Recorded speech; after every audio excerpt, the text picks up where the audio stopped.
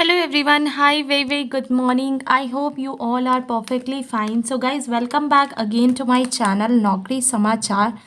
आज हम बात करने वाले हैं ईपीएस पेंशन अपडेट इंक्रीज 2023 पर.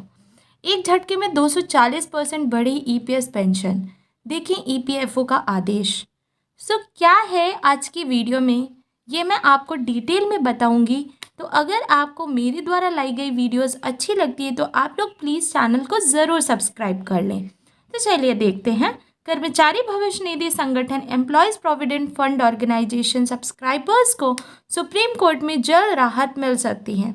दरअसल सुप्रीम कोर्ट के फैसले से कर्मचारी भविष्य निधि में योगदान करने वाले लाखों कर्मचारियों की कर्मचारी पेंशन योजना की पेंशन एक झटके में 300% तक बढ़ सकती है. ईपीएफओ ने कर्मचारियों की ईपीएस पेंशन के लिए अधिकतम वेतन 15,000 रुपये मेल वेतन पर तय किया है.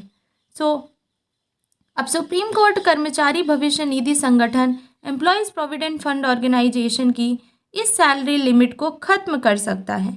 ये मामला विचाराधीन है और इस पर लगातार सुनवाई चल रही है.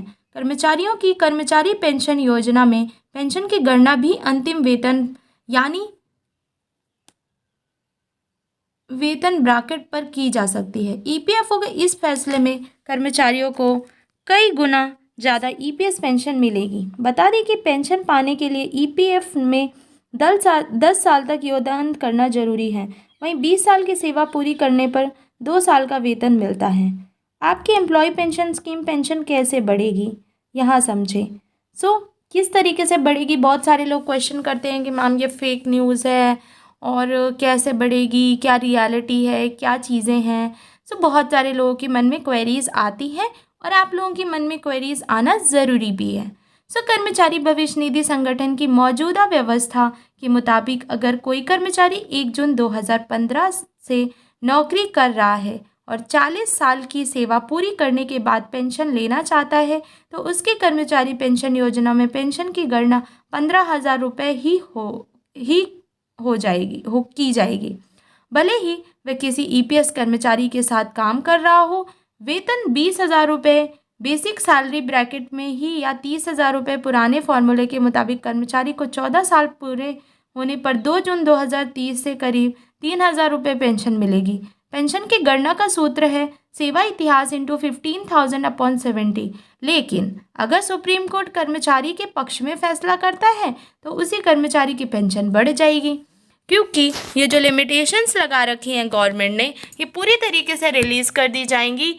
और जो अभी 15,000 स्लैब के अकॉर्डिंग कैलकुलेशन हो रही है ना गाइस, वो नहीं होगी. फिर आपका जो जितना भी बेसिक पे स्केल है उसके अकॉर्डिंग आपकी कैलकुलेशन की जाएगी. इससे काफ़ी लोगों को फ़ायदा हो सकता है और मोस्टली आप सभी लोगों को फ़ायदा होने वाला है. इस चीज़ पे बहुत ज़्यादा टाइम से डिस्कशन चल रही है और बहुत लोग अपना बहुत लोग इन पे क्वेश्चंस भी रेज़ कर रहे हैं. बहुत सारे लोगों ने मिलके आंदोलन भी करने शुरू कर दिए हैं कि ओल्ड पेंशन को लेकर भी काफ़ी लोग इस चीज़ को लेके खिलाफ हैं सरकार के. और इलेक्शंस भी आ रहे हैं लोकसभा के, तो ये चीज़ें होनी लाजमी है. एम्प्लॉयज़ पेंशन स्कीम में बढ़ोतरी का उदाहरण तो देख लेते हैं. मान लीजिए कर्मचारी भविष्य निधि संगठन employees provident fund organisation subscribers की जो नौकरी जो है वो 33 साल है, उनकी आखिरी बेसिक सैलरी 50,000 रुपये है. कर्मचारी पेंशन योजना एम्प्लॉयज़ पेंशन स्कीम की मौजूदा व्यवस्था के तहत पेंशन की गणना अधिकतम 15,000 रुपये वेतन पर ही की जाती थी. इस तरह फॉर्मूला 33 साल प्लस 2 35/17 टू 15,000 पेंशन सिर्फ कितनी बन रही है 7,500 रुपये होती. मौजूदा व्यवस्था में यह अधिकतम ईपीएस पेंशन है, लेकिन पेंशन की सीमा हटाने के बाद पेंशन को अधिकतम वेतन के हिसाब से जोड़ने पर उन्हें 25,000 रुपये पेंशन मिलेगी.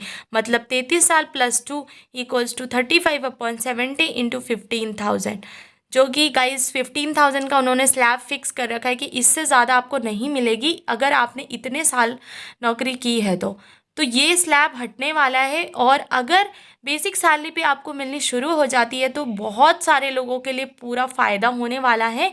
और काफ़ी लोग इन चीज़ों पर सवाल भी उठा रहे थे कि ये चीज़ गलत है, क्योंकि जब आप 35 साल के बाद रिटायरमेंट लेते हैं या 33 साल के बाद तो आप लाइक कोई और काम करने लायक नहीं बचते हैं। आप 33 साल आप ऑलरेडी उस ऑर्गेनाइजेशन को अपना टाइम दे चुके हो। सो अभी आप नहीं कर सकते कुछ और इतनी महंगाई में 7500 रुपीज़ से तो किसी का भी गुजारा नहीं चलने वाला है, क्योंकि आपको अपनी फैमिली भी रन करनी है, आपकी जो भी लाइक वाइफ होगी या कोई भी, आपको उसको भी देखना है। सो ये चीज़ें बहुत कम थी। इन सब लोगों इन्हीं चीज़ों की वजह से लोगों ने काफ़ी ऑब्जेक्शंस रेज किए थे। सो बता दें कि कर्मचारी भविष्य निधि संगठन के नियमों के मुताबिक अगर कोई कर्मचारी लगातार 20 साल या सबसे ज़्यादा समय तक कर्मचारी पेंशन योजना एम्प्लॉयज़ पेंशन स्कीम में योगदान करता है तो उसकी सेवा में 2 साल और जुड़ जाते हैं। इस तरह 33 साल की सेवा पूरी हुई, लेकिन 35 साल के लिए ईपीएस पेंशन की गणना की गई। ऐसे में उस कर्मचारी की सैलरी भी में 333% का इजाफा हो सकता है। सो 7500 से आप सोचिए, आपकी सैलरी अगर बेसिक 50,000 रुपये है तो वो आपकी कैलकुलेट होगी 33 + 2 दैट इज़ 35/70 इंटू 50,000, जो कि 25,000 हो जाएगी। वो ऑलरेडी मैंने आपको ऊपर एग्जाम्पल दे रखा है। तो इस अकॉर्डिंग अगर हम कैलकुलेट करते हैं तो काफ़ी अच्छी इनकम मिलेगी और 333% की फीसदी की बढ़ोतरी हो जाएगी।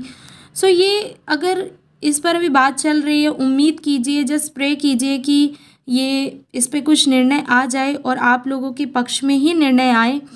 और कर्मचारी पेंशन योजना संयोजन 2014 को केंद्र सरकार द्वारा 1 सितंबर 2014 से एक अधिसूचना जारी कर लागू किया गया था।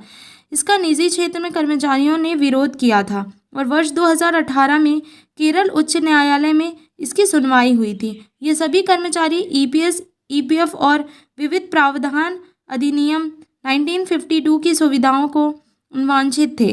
कर्मचारियों ने कर्मचारी भविष्य निधि संगठन एम्प्लॉयज़ प्रोविडेंट फंड ऑर्गेनाइजेशनों के नियमों का विरोध करते हुए कहा कि यह उन्हें कम पेंशन सुनिश्चित करता है। डेफिनेटली अगर आपको ये स्लीव फिक्स लाइक आपने अगर फिक्स कर दिया स्लैब की इससे ज़्यादा अमाउंट में आपको पेंशन नहीं मिलेगी, तो वो आपने इतने साल सर्विस को दिए हैं, अब आप कुछ कर नहीं सकते, तो आप कहाँ जाएंगे, किसके पास जाएंगे, कहाँ जाके जॉब करेंगे? अब तो आप में इतना एनर्जी भी नहीं बचा है, आप तो एकदम एग्जॉस्टेड हो चुके हो। सो ये चीज़ें बहुत ज़्यादा लोगों को प्रॉब्लम्स क्रिएट कर रही हैं और इतनी महंगाई में 7500 रुपीज़ कुछ भी नहीं होता है आज के टाइम पे। आप अब 7500 रुपीज़ में तो 2 लोग खा भी नहीं सकते हो। सो गाइज़, इसलिए ये बहुत ही कम वैल्यू है और मुझे लगता है कि इस पर कोई ना कोई निर्णय होना चाहिए और लोगों के हित में होना चाहिए, क्योंकि अगर ये चीज़ें नहीं होती हैं तो इससे बहुत सारे लोग अभी भी जो धरना प्रदर्शन कर रहे हैं वो कंटिन्यू रहने वाला है और बहुत सारे लोगों को इससे प्रॉब्लम्स फेस हो रही हैं। तो मैं नहीं चाहती कि जनता को कोई भी प्रॉब्लम्स फेस करनी पड़े, क्योंकि वेतन भले ही 15,000 से ज़्यादा हो, लेकिन ईपीएस पेंशन की गणना अधिकतम 15,000 रुपये वेतन पर तय की गई। हालांकि केंद्र सरकार द्वारा 1 सितंबर 2014 को किए गए संशोधन से पहले यह राशि 6,500 रुपये थी। कर्मचारी पेंशन योजना एम्प्लॉय पेंशन स्कीम के नियमों को अनुसूचित मानते हुए केरल उच्च न्यायालय ने कर्मचारियों की जो स्वीकार करते हुए फैसला सुनाया था। इस पर ईपीएफओ में सुप्रीम कोर्ट में एक दाखिल की गई, जिसे सुप्रीम कोर्ट ने खारिज कर दिया। अब इस मामले की फिर से सुनवाई हो रही है। कर्मचारी भविष्य निधि एम्प्लॉयज़ प्रोविडेंट फंड ऑर्गेनाइजेशन कर्मचारियों को जल्द खुशखबरी मिल सकती है। तो उम्मीद कीजिए कि आप लोगों के हित में फैसला आए और जितनी जल्दी हो पाए इस पर कुछ ना कुछ सुप्रीम कोर्ट के द्वारा एक्शन लिया जाए, क्योंकि इससे बहुत सारे आम जो लोग हैं वो स्ट्रगल कर रहे हैं। सो ये आज की कुछ खास न्यूज़ लाइक इन्फॉर्मेशन थी, या फिर कह लीजिए आपको मैं ईपीएफओ से रिलेटेड न्यूज़ लेकर आई थी। तो उम्मीद करती हूँ ये वीडियो आप लोगों के लिए बहुत ही इन्फॉर्मेटिव रही होगी और आप लोगों को कुछ ना कुछ नॉलेज ज़रूर देकर गई होगी। सो ऐसे ही आप लोग मेरे चैनल से जुड़े रहिए। उम्मीद करती हूँ कि मैं आपकी ज़रूर कोई ना कोई मदद करती रहूँगी।